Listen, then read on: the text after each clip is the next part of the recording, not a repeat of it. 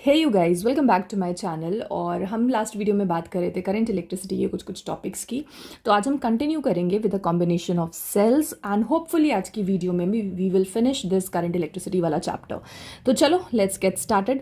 तो सबसे पहले we have a combination of cells. जब हम लोग दो या दो से ज़्यादा सेल्स को कुछ कनेक्ट करते हैं इस तरह से कि if they are connected in series और if they are connected in parallel, तो उनका जो कंबाइंड ईएमएफ होगा या उनका जो कंबाइंड इंटरनल रेजिस्टेंस होगा तो वो कैसे आएगा, तो उसके बारे में हम बात करने वाले हैं आज।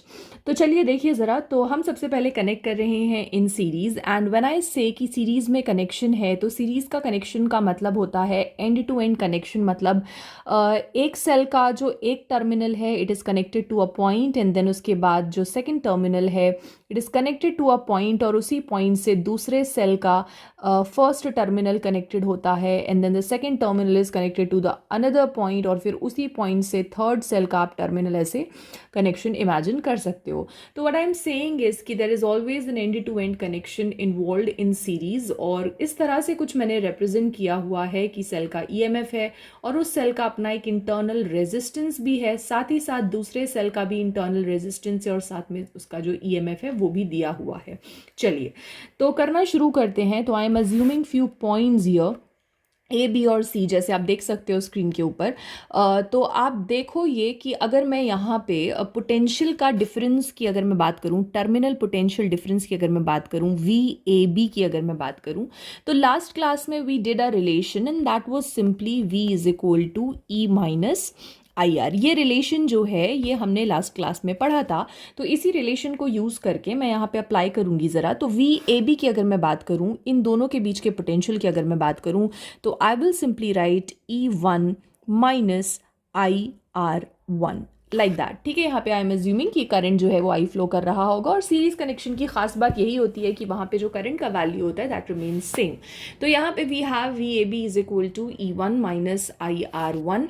ऑल्सो अगर मैंने वी ए बी लिखा है तो मैं इसको ऐसे भी तो लिख सकती हूँ ना, V A minus V B, like that. Okay अच्छा, इन द सिमिलर वे मैं बी और सी के बीच में टर्मिनल पोटेंशियल डिफरेंस लिखना चाहती हूँ, तो that will become V B C is equal to E two minus I R two, like that. और अगर मैं इसको ऐसे लिखूं तो it can also be written like V B minus V C. Okay, so the motive is कि A और सी के बीच में ई वन और ई टू का जो कंबाइंड ईएमएफ है वो कितना होगा, और आर वन और आर टू का कंबाइंड इंटरनल रेजिस्टेंस है वो कितना होगा।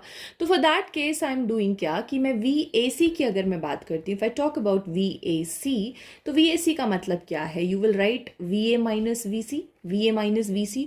ऑल्सो अगर आप चाहो इसको तो आप ऐसे भी तो लिख सकते हो ना, V A minus V B plus V B minus V C. तो minus V B plus V B will get cancelled out और हमें मिलेगा V A minus V C, वही सेम चीज़ रहेगी।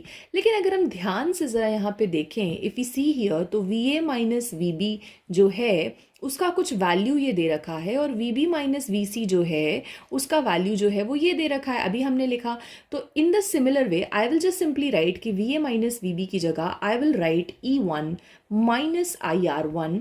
फिर उसके बाद I will write V B minus V C की जगह क्या लिख दूंगी मैं, E two minus I R two, like this. ठीक है, ओके।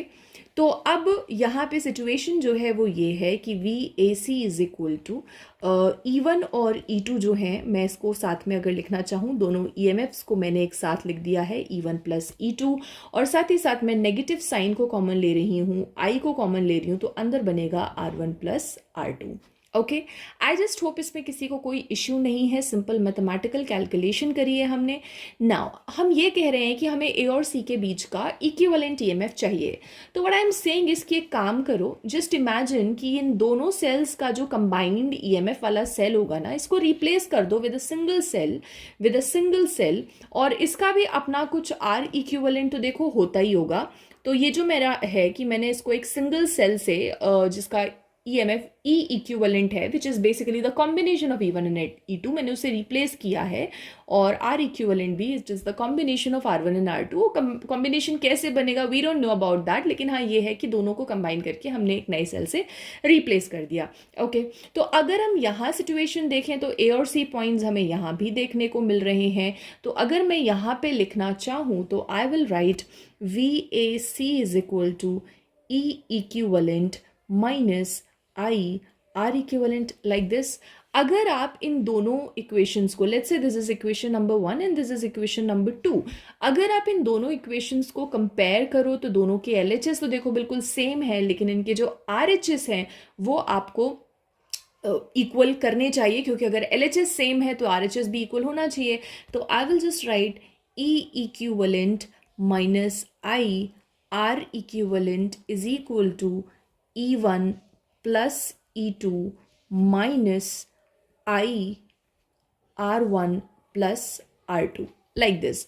तो अगर आप इसको देखो तो जो इक्वेशन जिस तरह से फ्रेम हो रही है वहाँ से हमें समझ में आ रहा है कि कॉरेस्पॉन्डिंग जो EMF की टर्म बन रही है ना, कॉरेस्पॉन्डिंग जो EMF की टर्म बन रही है that is simply nothing but what E equivalent is equal to E1 plus E2, और जो R इक्विवेलेंट है ना that is simply R1 plus R2।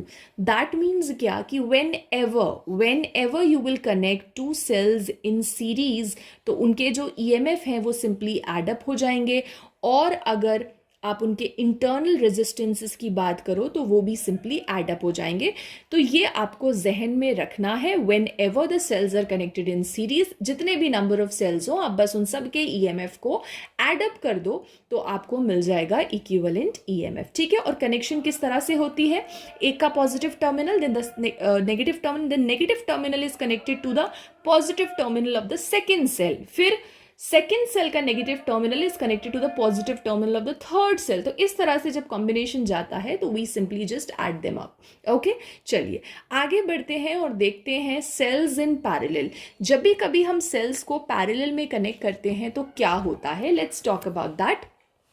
तो पैरेलल कनेक्शन से आप क्या समझते हैं, पैरेलल कनेक्शन का मतलब है कि बिटवीन टू कॉमन पॉइंट्स हमने दो सेल्स को कनेक्ट करके रखा हुआ है। जस्ट लाइक हियर यहाँ पे जो कॉमन पॉइंट है that is B1 and B2। B1 से E1 भी स्टार्ट हो रहा है, E1 वाला सेल भी स्टार्ट हो रहा है, और B1 से E2 वाला सेल भी स्टार्ट हो रहा है। E1 और E2 दोनों का negative terminal is connected to B2 only, तो that means they are connected in parallel. Okay उसके बाद in the later stage we will see कि हम इन दोनों का जो भी कॉम्बिनेशन बनता है, ये सब कुछ A और C के बीच की बात हो रही है, तो हम A और C के बीच में इन दोनों का जो भी कॉम्बिनेशन बनता है हम एक उस सिंगल सेल से रिप्लेस कर देंगे, that gives the equivalent EMF of the two cells. ठीक है, इस तरह से हमने ये कर रखा है। चलिए करने का तरीका क्या रहेगा, लेट्स टॉक अबाउट दैट। सबसे पहले तो अगर मैं पोटेंशियल डिफरेंस की बात करती हूँ between the terminals of first cell के टर्मिनल के बीच की बात कर रही हूँ मैं, मतलब B1 और B2 जो है उसकी बात की जा रही है। तो potential difference between the terminals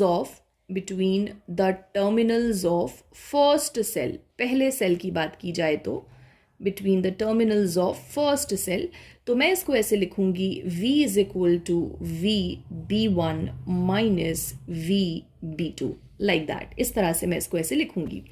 also अगर मैं लिखना चाहूँ तो मैं इसको ऐसे भी लिख सकती हूँ। VB1 को आप कैसे लिखोगे, VB1 इज सिंपली नथिंग, या VB1 minus VB2 is basically what the potential difference between the two terminals. और अगर आप लिखना चाहो तो you can also write it like E1 minus I1 R1। And as you can see कि दोनों branches में जो करंट है दैट इज डिफरेंट, और पैरेलल में ये होता ही है कि हर एक ब्रांच में करंट डिफरेंट होता है। तो मैंने पहले सेल के लिए लिखा हुआ है तो I have just written E1 minus I1 R1। और अगर मैं यहाँ से I1 का वैल्यू निकालती हूँ, तो that is E1 minus V divided by R1, इस तरह से। ठीक है, इस तरह से मैं इसको जो है वो लिख सकती हूँ। अब अगर मैं बात करूँ सेकेंड सेल की तो ये हो जाएगा potential difference between terminals of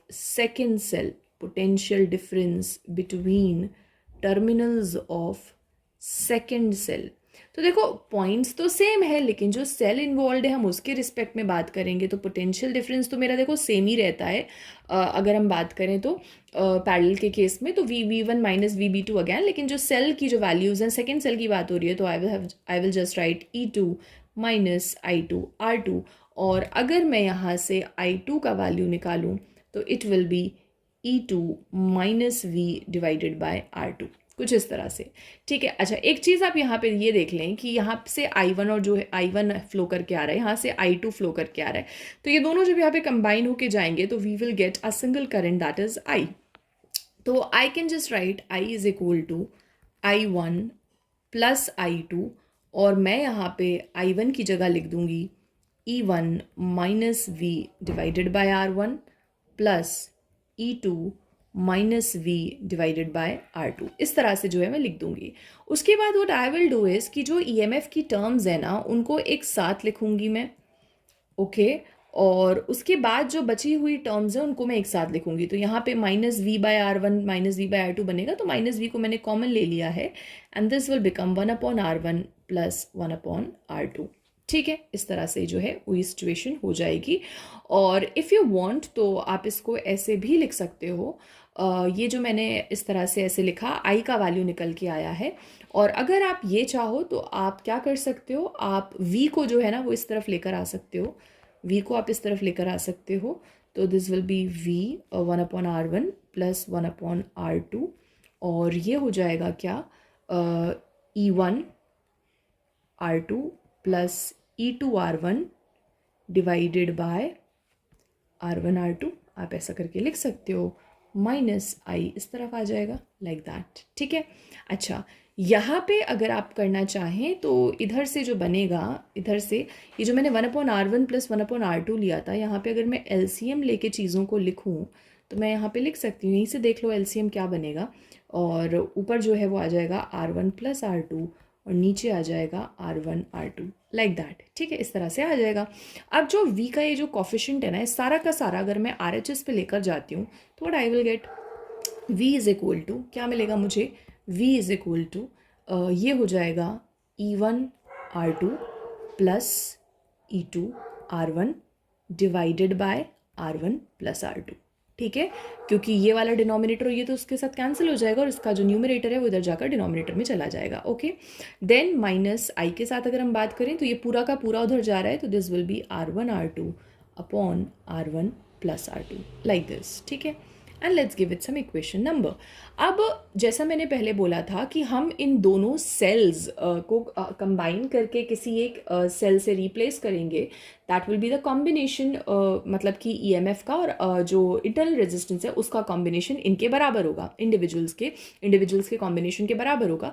तो अगर मैं लिखना चाहूँ, अगर मैंने रिप्लेस कर दिया है तो that will be simply V is equal to E equivalent minus I R equivalent. Let's give it equation number 2।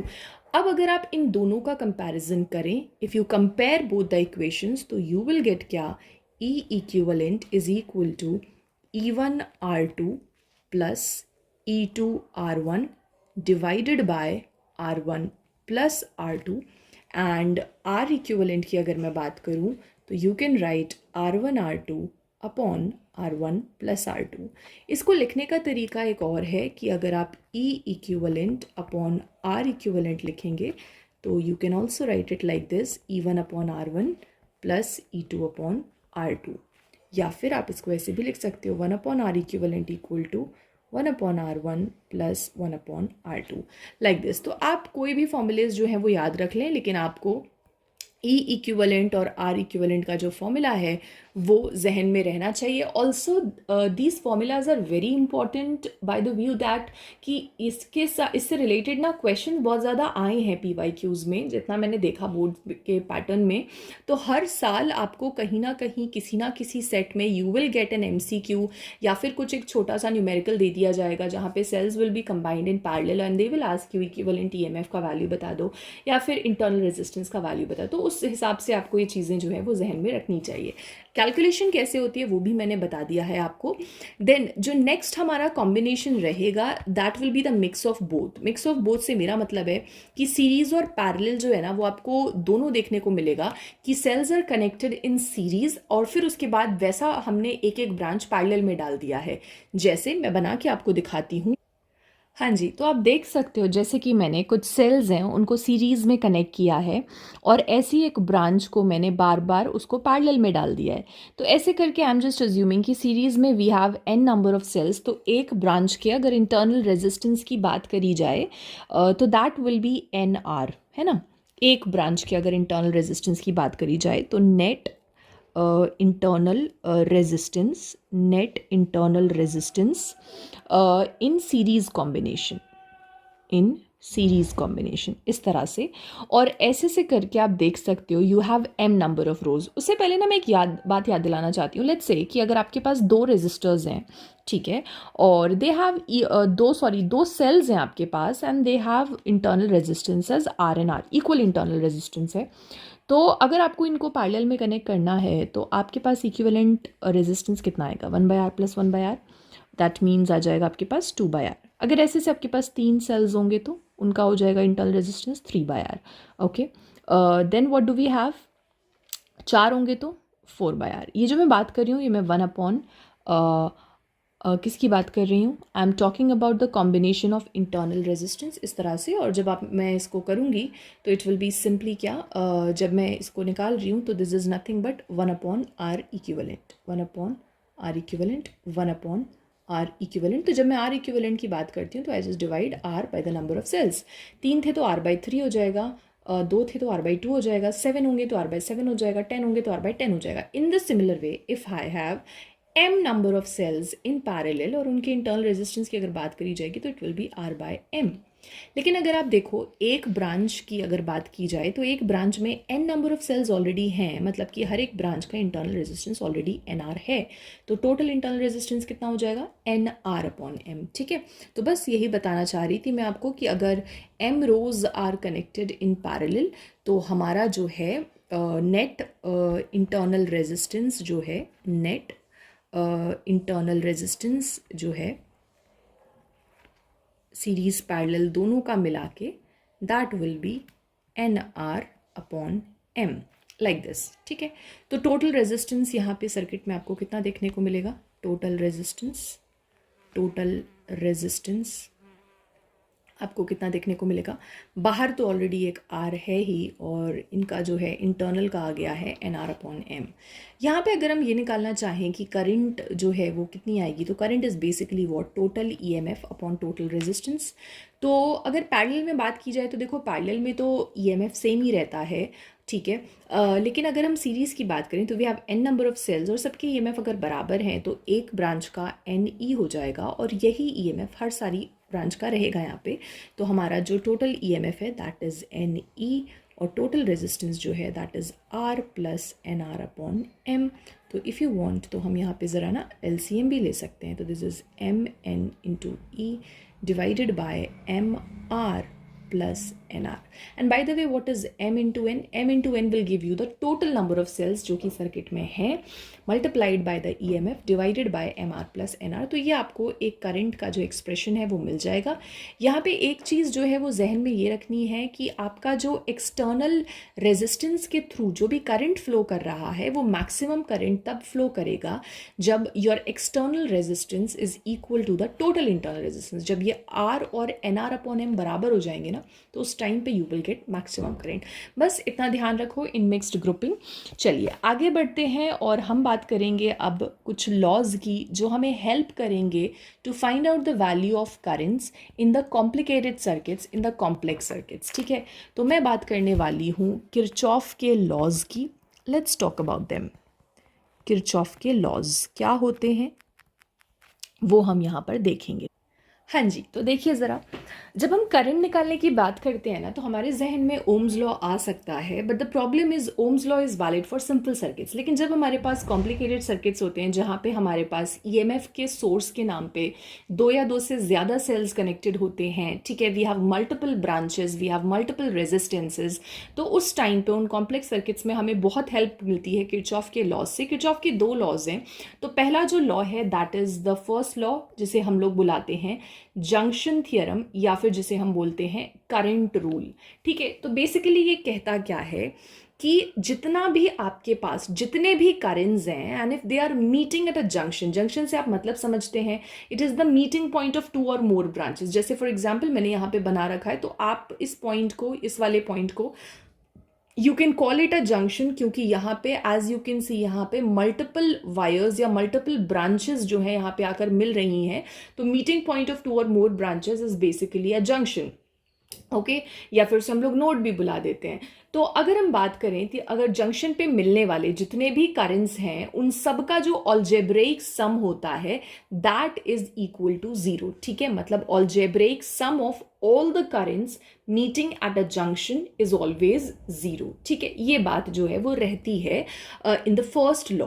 ठीक है, तो इसको आप अप्लाई कैसे करोगे? तो सबसे पहले you should know about the sign conventions की जो साइन कन्वेंशंस हैं वो क्या हैं। तो बात कुछ ऐसी है कि अगर आपका current towards the junction flow करता है, if your current is coming towards the junction, तो आप उस करंट को पॉजिटिव ले लोगे। ठीक है, लेकिन if your current is flowing away from the junction, अगर करंट आपका जंक्शन से दूर जा रहा है, तो आप उस करंट को नेगेटिव ले लोगे। ठीक है, किसकी बात हो रही है? ये करंट की बात हो रही है। तो अगर आप देखो, इन साइन कन्वेंशन को जहन में रखते हुए आप अप्लाई करोगे, तो at the junction algebraic sum of all the currents will be equal to what? Zero. Apply करते हैं और देखते हैं कैसे निकाला जाएगा। तो सबसे पहले अगर मैं इस जंक्शन को देखूं, if I look at this junction, तो यहाँ से I1 जंक्शन से दूर जा रहा है, and if the I1 is going away from the junction, तो हम उसको कैसा ले लेंगे? नेगेटिव ले लेंगे। ठीक है, I2 is going towards the junction, तो I2 को हम कैसा ले लेंगे? पॉजिटिव ले लेंगे। I3 is going away from the junction, तो अगैन हम I3 को नेगेटिव ले लेंगे। I4 is coming towards the junction, तो I4 को positive, and I5 is also coming towards the junction, तो I5 को भी हम पॉजिटिव ले लेंगे। एंड इन सब का जो सम है that will be equal to what? Zero. तो अलजेब्रिक सम का मतलब ही यही होता है कि taking their signs into consideration and then आप उनको ऐड कर दो। तो उस तरह से आप जो है ये अप्लाई कर सकते हो। ऑल्सो अगर मैं यहाँ पे आपको करके दिखाऊं, तो एज यू कैन सी कि जो पॉजिटिव वाले हैं उनको मैं एक तरफ रखूंगी, और जो नेगेटिव वाले हैं अगर मैं उनको दूसरी तरफ लेकर जाऊंगी, तो they will also become positive like this. तो इसका मतलब क्या हुआ? ये वो सारी करेंट्स हैं जो जंक्शन के पास आ रही थी, और ये वो करेंट्स हैं जो जंक्शन से दूर जा रही थी। तो कहने का मतलब ये है कि हम ये भी बोल सकते हैं कि total current flowing towards the junction, okay, is equal to the total current flowing out of the junction। इस तरह से भी आप बोल सकते हो। इसका मतलब क्या है कि जितना अमाउंट ऑफ करंट एक जंक्शन के पास आ रहा है, उतना ही अमाउंट ऑफ करंट उस जंक्शन से निकल रहा है। दैट मीन्स कि जितना अमाउंट ऑफ चार्ज आ रहा है, उतना ही अमाउंट ऑफ चार्ज निकल के जा रहा है। तो हम ये भी कह सकते हैं कि हमारा ये जो किरचॉफ का फर्स्ट लॉ है, या जो हमारा करंट रूल है, जो जंक्शन थियरम है, that follows law of conservation of charge. It follows law of conservation of charge. ये law of conservation of charge को फॉलो करता है। ओके, तो इस तरह से कुछ ये हो जाएगा। चलिए नेक्स्ट रूल देख लेते हैं। So the second rule is called as the loop theorem or the voltage rule. तो क्या है इसमें सिंपली ये कहा जाता है कि अगर आप किसी भी मैश या किसी भी लूप को कंसिडर करें, जैसे फॉर एग्जांपल आप ये फिगर देख सकते हो। इस फिगर में you can find out two closed networks. आपको एक ऊपर का लूप मिल सकता है, you can call it loop number 1, और फिर यहाँ पे आपको दूसरा लूप मिल सकता है, दैट इज लूप नंबर 2। तो किसी भी क्लोज्ड नेटवर्क को वी कॉल लूप, ठीक है, या मैश हम बोलते हैं। तो बेसिकली किसी भी एक पर्टिकुलर लूप में या किसी भी एक मैश में होता क्या है, जो भी ऑलजेब्रेक सम है ना of the product of current and the resistance, ठीक है, algebraic sum of the product of current and the resistance, that will be equal to the algebraic sum of the EMFs in that mesh or in that loop. ठीक है, that means summation I R is equal to summation E. Apply करके दिखाती हूँ तो it will be more clear to you. तो सबसे पहले आपको ये अप्लाई करने के लिए you should know about the sign convention. तो साइन कन्वेंशन को समझने के लिए आप मेरी बात को थोड़ा ये समझें कि जैसे मान लीजिए कि आपको एक लूप के साथ काम करना है, किसी भी मैश के साथ काम करना है, तो आई एम जस्ट अज्यूमिंग कि दिस इज लूप नंबर 1, ठीक है। तो आप कोई भी पॉइंट चूज कर लो जिधर से आप चलना शुरू करोगे and just choose any direction, clockwise or anticlockwise according to your will. तो जैसे मान लीजिए कि मैंने ये पॉइंट चूज करा और मैं यहाँ से पूरा ऐसे ऐसे चल के आऊँगी, मतलब कि I will choose anti clockwise direction, ठीक है। तो आप जिस भी डायरेक्शन में ट्रैवल कर रहे हैं, अगर आपको negative terminal of the cell, अगर आपको नेगेटिव टर्मिनल ऑफ सेल पहले मिलता है, नेगेटिव टर्मिनल ऑफ सेल आपको पहले दिखता है, तो आप उसके ईएमएफ को कैसा ले लोगे? पॉजिटिव ले लोगे। आपका जो ईएमएफ है वो कैसा आ जाएगा? पॉजिटिव आ जाएगा। लेकिन अगर आपको चलते हुए पहले positive terminal of the cell मिल जाता है, पहले positive terminal of the cell मिल जाता है, तो आप उसके ईएमएफ को फिर कैसा ले लेंगे? नेगेटिव ले लेंगे। ये बात आपको ध्यान में रखनी है फॉर ईएमएफ, ठीक है। तो आप जिस भी डायरेक्शन में ट्रैवल कर रहे हो, आपको क्या करना है कि आपको जब पॉजिटिव टर्मिनल मिले तो आप उसके सेल को, उसके ईएमएफ को नेगेटिव ले लो, और जब आपको नेगेटिव टर्मिनल पहले मिले तो आप उसके ईएमएफ को पॉजिटिव ले लो। जैसे फॉर एग्जांपल, जब मैं यहाँ पे ट्रैवल कर रही हूँ तो मैं ऐसे गई और मुझे E2 का पॉजिटिव टर्मिनल पहले मिला है, तो I will right for the loop number 1, for the mash number 1 मैं लिखूंगी -E2, ठीक है। उसके बाद अभी सिर्फ ईएमएफ की बात हो रही है, तो ठीक है, आगे बढ़े आगे बढ़े आगे बढ़े, एंड देन उसके बाद जब हम गए तो हमें E1 का नेगेटिव टर्मिनल पहले मिला, तो I will right it +E1। इसके अलावा मैश नंबर 1 में कोई और ईएमएफ नहीं है, बस हमारा एक तरफ का जो काम है वो फिनिश हो गया, ठीक। अच्छा, then what about the current and resistance का साइन? तो करंट जो है आप मल्टीप्लाई करोगे विद द रेजिस्टेंस। जिस भी रेजिस्टेंस के थ्रू जो भी करंट फ्लो कर रही है, आपको उस करंट से उसको मल्टीप्लाई कर देना है, रेजिस्टेंस को, ठीक है। तो अब जैसे आप जब ट्रैवल कर रहे हो, if you are travelling along the direction of current, अगर आप करंट के डायरेक्शन के अलोंग चल रहे हो, अगर आप along the direction of current travel कर रहे हो, तो आपका जो IR का जो प्रोडक्ट है, IR जो है, that will be taken as positive. लेकिन अगर आप ऑपोजिट चल रहे हो to the direction of current, तो उस टाइम पे जो आपका प्रोडक्ट आएगा करंट और रेजिस्टेंस का, दैट विल बी नेगेटिव। तो that is how you apply, and सिर्फ आप ये साइन कन्वेंशन याद रखो, अप्लाई करना ध्यान से समझ लो, आपका कोई भी क्वेश्चन होगा आप कर लोगे आसानी से। तो जैसे मैंने यहाँ पे ईएमएफ का काम कर दिया है, बचा करंट और रेजिस्टेंस का। तो जब मैं ऐसे ट्रैवल कर रही हूँ तो I am travelling along I2, मैं ऐसे ट्रैवल करके जा रही हूँ ना, तो I2 के अलोंग ट्रैवल कर रही हूँ और I2 is flowing through R2, तो I will right here +I2 R2, ठीक है, +I2 R2। फिर उसके बाद मैं ऐसे ट्रैवल करके गई, ऐसे गई, ऐसे गई, एंड देन उसके बाद मैं ऐसे आ रही हूँ। The current is going, I1 is going in this direction only, और मैं वही डायरेक्शन को फॉलो कर रही हूँ, तो this will B again +I1 R1। तो that is how you frame an equation, just give it equation number 1, ठीक है। तो इस तरह से आपने लूप नंबर 1 में ही अप्लाई कर दिया। लूप नंबर 2 के लिए भी मैं आपको समझा देती हूँ। लेट्स से कि यहाँ पे अभी मैंने डायरेक्शन जो है वो ये चूज कर ली है, I have chosen clockwise direction. तो सबसे पहले मैं अपना ईएमएफ के साथ काम करना शुरू करूंगी इन लूप नंबर 2। जब मैं ऐसे ट्रैवल करके, ऐसे पूरा ट्रैवल करके जा रही हूँ, तो I am getting the positive terminal पहले ऑफ सेल, सेकेंड सेल, तो मैं यहाँ पे लिख दूंगी -E2, ठीक है। इस तरह से मैं जो है वो लिख दूंगी। इसके अलावा कोई और सोर्स है ही नहीं यहाँ ईएमएफ का, तो बस इधर का काम ख़त्म हो गया। फिर जब आप ऐसे ट्रैवल करके जा रहे हो तो you are travelling along I3, और I3 के अलोंग ट्रैवल कर रहे हो तो आप इसको ले लोगे +I3 R3। फिर जब आप ऐसे ट्रैवल करके गए, ऐसे क्लॉकवाइज आप ट्रैवल करके गए, तो अगैन आप I2 के अलोंग ही ट्रैवल कर रहे हो, तो ये हो जाएगा +I2 R2। तो this is my equation number 2। तो कुछ इस तरह से आपके पास इक्वेशंस आ जाएंगी।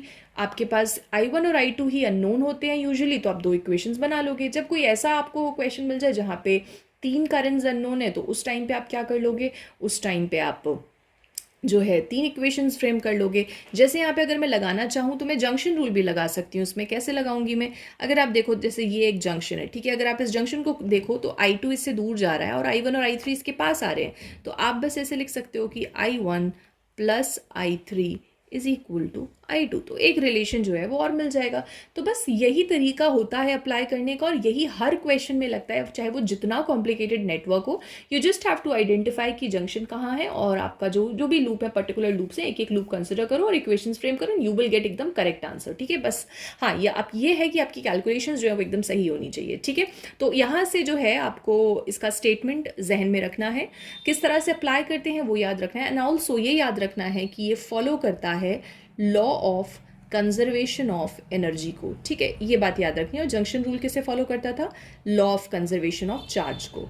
तो ये दो फैक्ट्स जो हैं वो आप याद रखेंगे।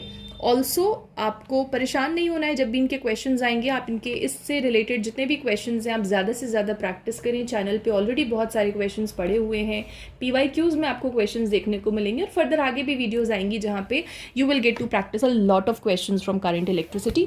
चलिए, तो आज के लिए हम इतना ही रखते हैं। Thank you so much for watching. बस एक छोटा सा टॉपिक रहता है व्हीटस्टोन ब्रिज, वो मैंने स्किप कर दिया है। जस्ट इन केस आपको उसके बारे में भी जानना है, उसको भी पढ़ना है, तो मेरे को बता देना, तो मैं उसके लिए अलग से वीडियो बना दूंगी। ठीक है, thank you so much for watching and let's meet in the next video. चलिए, मिलते हैं फिर।